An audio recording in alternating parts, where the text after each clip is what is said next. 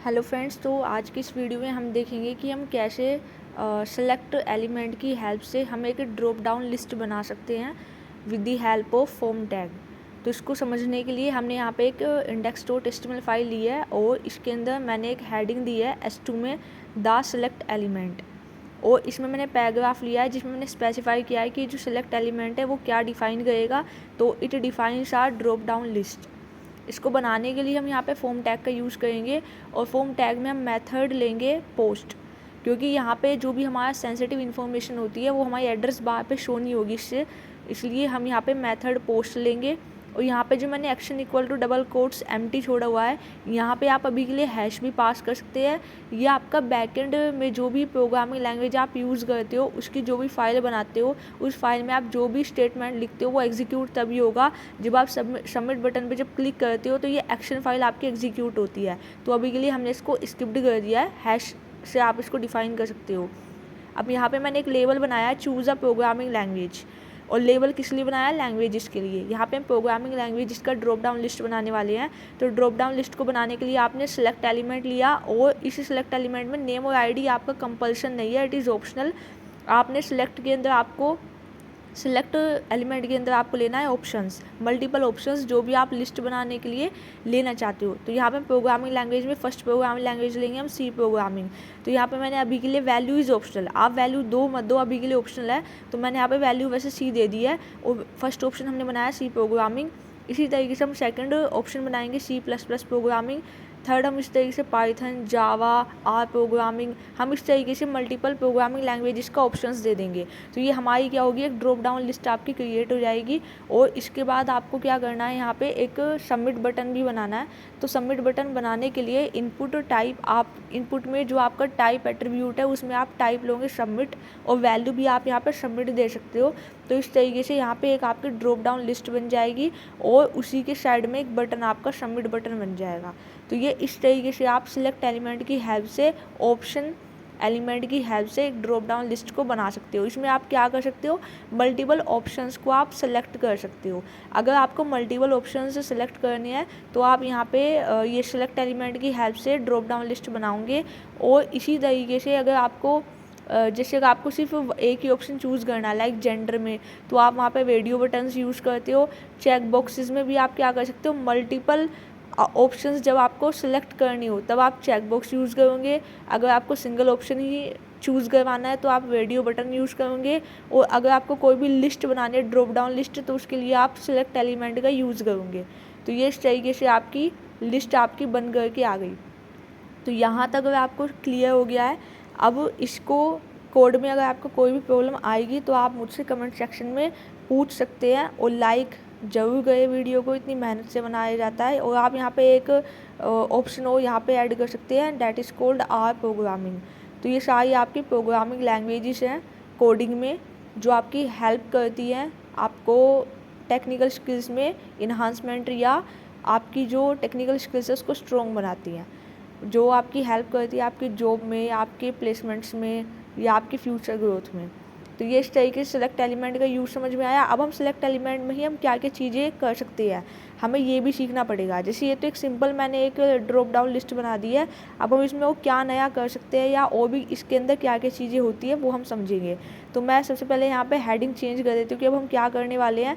तो हम यहाँ पे मैंने यहाँ पे लिखा प्री सेलेक्टेड ऑप्शन। अगर आप पहले से चाहते हो कि ड्रॉप डाउन लिस्ट में जो मल्टीपल मैंने ऑप्शंस बनाए हैं उसमें से किसी पर्टिकुलर ऑप्शन को मैं टॉप पे रखना चाहती हूँ कि वो पहले से ही सिलेक्टेड दिखे आपको। जैसे अगर मैंने कोई ऐसा फॉर्म बनाना है जिसमें जो मेरी मोस्ट ऑफ द कंट्री के जो पीपल्स हैं वो इंडिया के हैं, तो मैं इस तरीके की ड्रॉप डाउन लिस्ट बनाऊँ कि जिसमें जो पहला ऑप्शन है ना वो इंडिया ही आ जाए। तो इस केस में आप जो है ये प्री सिलेक्टेड ऑप्शंस को आप यहाँ पे यूज़ करोगे। तो मैंने पैराग्राफ में स्पेसिफाई भी किया है, you can pre select an option with the selected attribute. आपको सिर्फ सेलेक्टेड एट्रीब्यूट को लगाना है उस पर्टिकुलर ऑप्शन में जिस ऑप्शन को आप टॉप पे रखना चाहते हो। जैसे मुझे यहाँ पे पाइथन को टॉप पे रखना था तो मैंने पाइथन वाले ऑप्शन में सेलेक्टेड लिख दिया।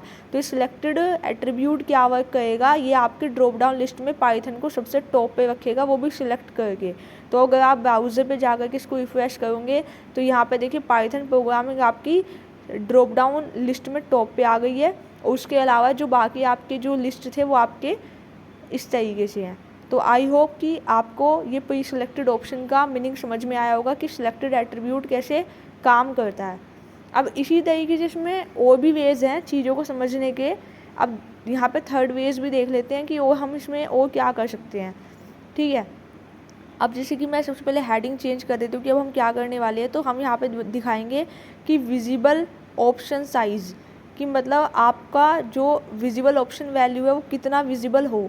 मतलब ड्रॉप डाउन लिस्ट आपने बनाई है, उसके अंदर बहुत सारे ऑप्शंस हैं, बट आप उन ऑप्शंस में से कितनी वैल्यूज़ को आप दिखाना चाहते हो।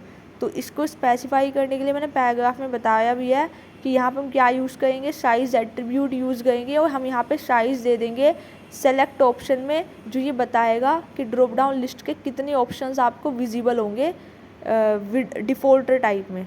ठीक है, तो मैंने यहाँ पे लिखा है use the size attribute to specify the number of visible values in a drop down list. तो जैसे आपके पास यहाँ पे 5 प्रोग्रामिंग लैंग्वेजेस है, C++, Java, Python and R. तो हम 3 साइज़ दे देंगे हम यहाँ पे 3। तो हमने सेलेक्ट एलिमेंट में साइज़ यहाँ पे दे दिया 3। तो जो स्टार्टिंग की 3 लैंग्वेजेस है वो आपको विजिबल होंगी ऑटोमेटिकली, C++ एंड जावा, इस तरीके से। और मैंने सेलेक्ट ऑप्शन के बाद ब्रेक टैग डबल टाइम्स लगा दिया ताकि सबमिट बटन थोड़ा सा नीचे दिखेगा। अब ब्राउज़र पर रिफ्रेश करके अगर आप देखोगे तो आपको थोड़ा सा बेटर वे में समझ में आएगा कि मेरे कहने का मीनिंग क्या है। मैंने साइज़ 3 दिया था तो स्टार्टिंग की 3 लैंग्वेजेस आपको विजिबल हो गई, that is called the visible option value. और यहाँ पे हमने क्या यूज़ किया, साइज़ एट्रीब्यूट को यूज़ किया है सेलेक्ट एलिमेंट में। तो इस तरीके से आपकी स्टार्टिंग की 3 दिखेंगी। अब आप सोचो कि स्टार्टिंग 3 दिखने की बजाय पाइथन तो अभी भी टॉप पे दिख रहा है, वो पाइथन को ना मैंने सेलेक्टेड एट्रीब्यूट दिया हुआ है, तो उसको हम रिमूव कर देंगे। और जब आप वापस से रिफ्रेश करोगे तो आपको स्टार्टिंग की 3 लैंग्वेज दिखेंगी, C++ एंड जावा। तो ये था आपका विजिबल ऑप्शन वैल्यूज़ कैसे देते हैं with the help of size attribute. आपने सेलेक्टेड एट्रीब्यूट देख लिया, साइज़ एट्रीब्यूट देख लिया, और यहाँ पे ड्रॉप डाउन लिस्ट बनाते कैसे वो आपको समझ में आ गया।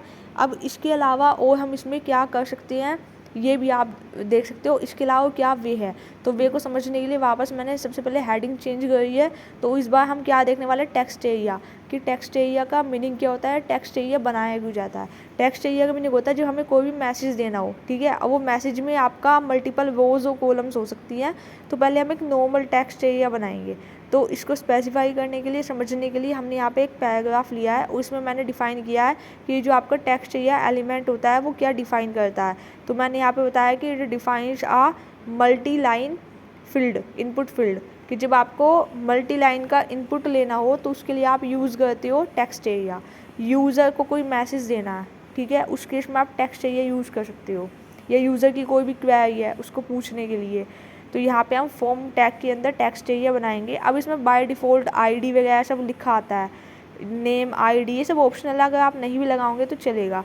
तो मैंने यहाँ पे अभी के लिए नेम में दे दिया मैसेज, और इसमें आईडी को हम हटा देंगे, और यहाँ पे हम इसका रोज एंड कॉलम्स दे देंगे कि मुझे कितनी कॉलम में टेक्स्ट एरिया चाहिए। तो मैंने यहाँ पे 10 रोज दिए हैं, और कॉलम्स मैंने यहाँ पे 30 दे दी। और इस टेक्स्ट एरिया के अंदर एक पर्टिकुलर टेक्स्ट ऑटोमेटिकली लिखा आना चाहिए। तो मैंने यहाँ पे लोइम 5 का टेक्स्ट दे दिया। तो ये आपका एज इट इज़ लिखा आएगा टेक्स्ट एरिया के अंदर एज अ मैसेज वे में। और मैंने यहाँ पे ब्रेक टैग का यूज़ कर लिया, और उसके बाद एक सबमिट बटन आपके पास ऑटोमेटिकली पहले से ही मैंने बनाया हुआ है। आप फॉर्मेट करके डॉक्यूमेंट को ब्राउज़र पे जब आप रिफ्रेश करोगे तो ये टेक्स्ट एरिया आ जाएगा जिसके अंदर 10 रोज और यहाँ पे 30 कॉलम्स का ये टेक्स्ट एरिया होगा, जिसके अंदर लोइम 5 का टेक्स्ट ऑटोमेटिकली बाय डिफ़ॉल्ट लिखा आएगा। आप लोइम टेक्स्ट की जगह कुछ और भी टेक्स्ट दे सकते हैं कि सबमिट योर क्वेरी हियर, या ड्रॉप योर मैसेज हियर, इस तरीके से आप कोई भी बाय डिफ़ॉल्ट टेक्स्ट यहाँ पे दे सकते हैं। तो ये तो आपका एक सिंपल टेक्स्ट एरिया है। अब अगर आपको इसका साइज़ को, मतलब विड्थ और हाइट को चेंज करना हो टेक्स्ट एरिया की, वो भी आप कर सकते हो, या आपको इसको स्टाइलिंग करना हो इसके साइज़ को। तो यहाँ पे पहले हम एक हेडिंग चेंज कर दें कि स्टाइलिंग टेक्स्ट एरिया, कि हम टेक्स्ट एरिया को स्टाइलिंग कैसे कर सकते हैं। तो उसको समझने के लिए पैराग्राफ में हम स्पेसिफाई करेंगे कि हम स्टाइल कैसे करेंगे टेक्स्ट एरिया को with the help of CSS। तो use CSS to change the size of the text area. Text area के साइज़ को चेंज करने के लिए हम यहाँ पे CSS का यूज़ करेंगे, मतलब हम स्टाइलिंग देंगे CSS की हेल्प से। तो स्टाइलिंग देने के लिए हमें करना क्या है, रोज़ और कॉलम को भी हम यहाँ से रिमूव कर देंगे, और यहाँ पे हम यूज़ करेंगे स्टाइल। और स्टाइल में आप विड्थ और हाइट इसकी सेट कर सकते हो कि आपको उसकी विड्थ और हाइट कितनी लेनी है। तो यहाँ पे जो हम इसकी विड्थ मैंने सेट करी है 200 पिक्सल, और इसकी हाइट हम यहाँ पे दे देंगे सपोज़ 400 या 600 पिक्सल, जो आपको ठीक लगे। 400 पिक्सल मैंने यहाँ पे दिया अभी के लिए। तो देखते हैं टेक्स्ट एरिया किस तरीके से दिखेगा। फॉर्मेट करके डॉक्यूमेंट ब्राउज़र पे रिफ्रेश करो, तो इससे आपको थोड़ा सा आइडिया हो जाएगा कि अब विड्थ और हाइट हमने दी है तो उसका टेक्स्ट एरिया किस हिसाब से बन के आएगा। हमने थोड़ा सा ना उल्टा दे दिया, विड्थ हमने कम कर दी और हाइट हमने ज़्यादा दे दिया, तो ये इस तरीके से बन के आ गया 200/400, मतलब 200 विथ एंड 400 हाइट। तो आप अगर इसकी हाइट और विथ कम भी कर सकते हो। तो अगर मैं इसकी यहाँ पे विड्थ दे दूँ सपोज़ 300 और इसकी हाइट अगर हम दे दें 100 या 200 पिक्सल, जो भी आपको बेटर लगे करके देख लेना। तो ये इस तरीके से आपका